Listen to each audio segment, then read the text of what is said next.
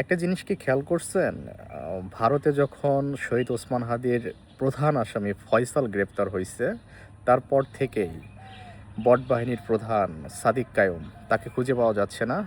তাকে অনলাইনে দেখা যাচ্ছে না। আগে যেমন ঘন, ঘন স্ট্যাটাস দিতেন হাদিকে নিয়ে। এখন আর হাদি ব্যবসা কাজ হচ্ছে না মনে হচ্ছে। আ কেন বলছি? এই সাদিক কায়ুম স্ক্রিনে আপনাদেরকে একটা আমি ফটো কার্ড দিচ্ছি। এটা খুবই ভাইরাল হয়েছে। যখন এরা ছাত্রলীগের ছায়াতলে ছিলেন, ছাত্রদল, ছাত্র অধিকার পরিষদ, বাংলাদেশের প্রগতিশীল যত দল আছে তারা হাসিনার বিরুদ্ধে সংগ্রাম করছে, স্লোগান দিচ্ছে, গলা ফাটিয়ে।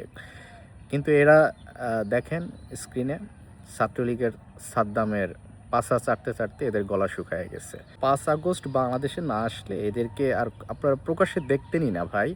এরা যে ছাত্র শিবির, নাকি ছাত্রলীগ, নাকি ছাত্রদল কি? এটা আপনারা জানতেনই না।